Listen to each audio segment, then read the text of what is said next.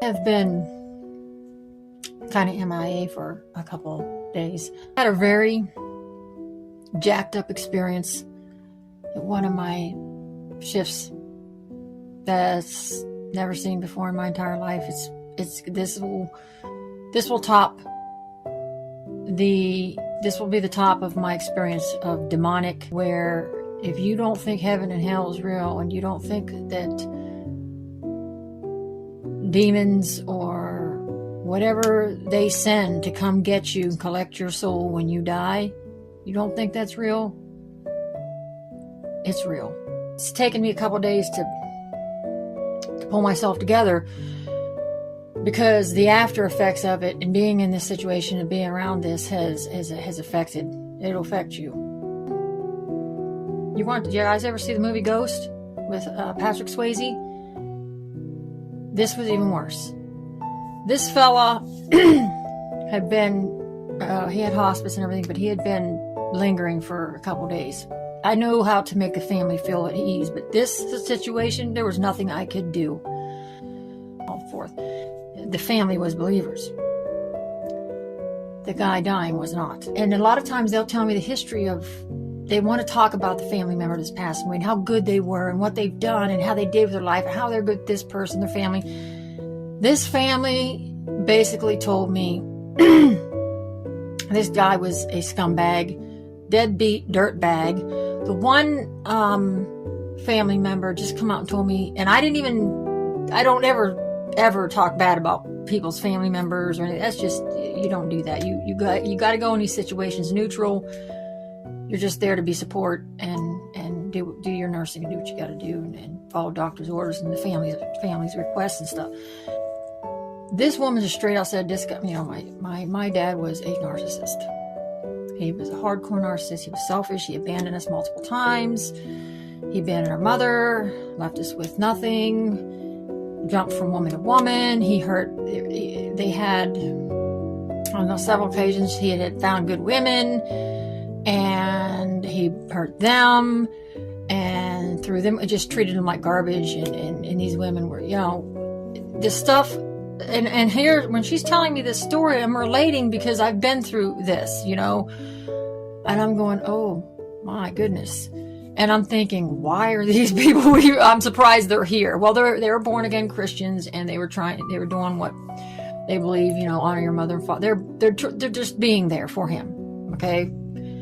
Some of the family members did not show up. Some of the siblings didn't want to be there. They didn't want to do with them, but some of the ones tried to uphold try to be there. The wives, none. One of them showed up, said, hell with him, good riddance. This guy did some dirty stuff to people.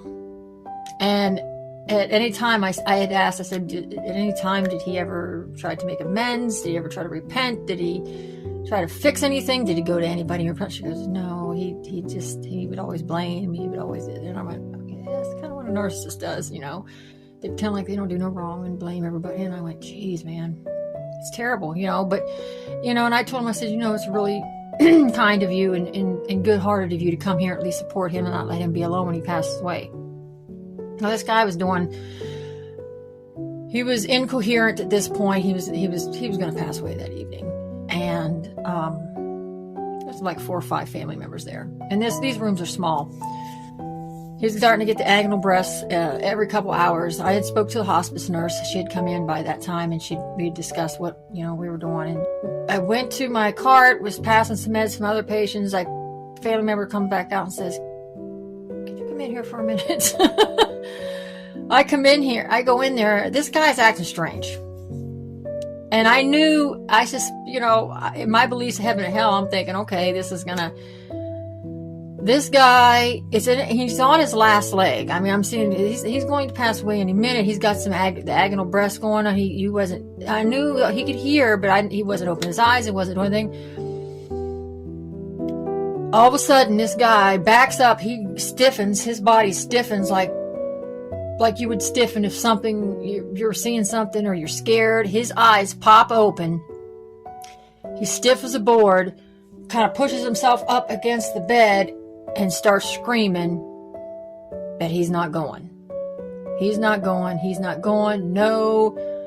I mean, the full on, full blown, and you want to talk about the family freaking out. They're trying to hold him down. They can't believe that one minute he was completely ready to just go.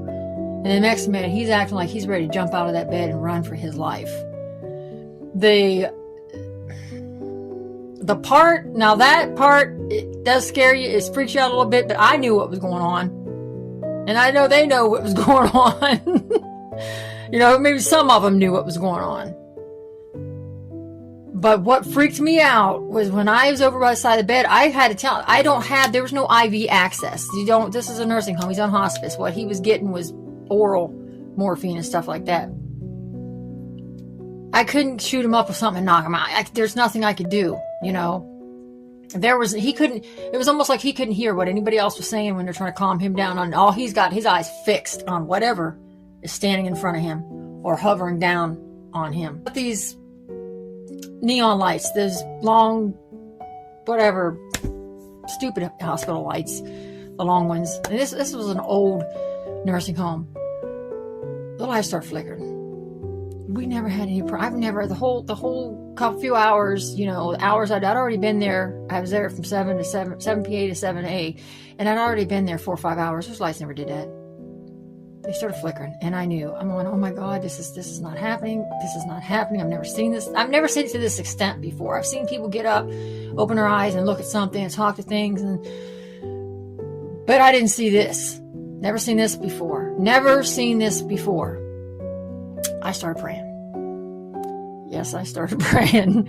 Now, I wasn't going to get up and do the whole in front of everybody because I didn't want to offend the family, but I started praying. I was doing some, you know, trying to rebuke and everything. And weird as it was so weird. Something said, don't, you can't stop this. There's nothing you can do. And I'm looking around. Now, this room is small. The room is small. There's about, let me see, there's 5 people besides myself in that room. So it was pretty packed. And plus they had like some carts in there with food and snacks on it because they knew, you know, their family was waiting. And then there's a curtain. The sad part, here's the messed up part. There was 2 people in this room. So there was another person over in the other, this poor old, I feel so bad for this person. There was another person on the other side. This wasn't a private, this was not a private room. So there's a curtain drawn, and there's another person over there hearing all this, probably having a heart attack because they could not believe what was going on. So the curtain's closed onto that side, and I'm standing up against that curtain looking down at the person, and there's nothing we can do. You know, I'm praying. So I'm standing there praying, and I hear this, stop. There's nothing you can do. There's nothing you can do to stop this. And I had my head down, and I look up, and I'm just looking around and looking. And nobody's even looking at me. They're not, I'm thinking it's somebody that's talking to me. And I'm like, oh my gosh, I think there was an angel or something, or it wasn't, I know it wasn't bad. I mean, you know, a bad spirit or anything. It's whether it was an angel, just watching him get taken away. But he was seeing the angel of death, the angel, whatever it is, the fallen angel, the demon, whatever, coming and taking him because he is screaming, I'm not going, no, no, no. And that man literally went from that screaming and hollering to just the last breath, boom, done. And the lights were flickering. And everybody, not to laugh. I wasn't laughing then, but when I sit and think about it, and when I looked up and I just looked at everybody, they were shocked. It was silence. Absolutely, you could hear a pin drop. Absolute silence, and everybody they were in shock. Because you know what, I don't think they really truly believed what they were seeing. And I wasn't going to tell him. I wasn't going to sit and go, hey, you know, your father just got taken down to hell. They just came and got him. The only difference between this and Patrick Swayze's movie is you didn't see the dark, like, you didn't see the shadow come and grab him. You didn't hear that sound. That was the only difference.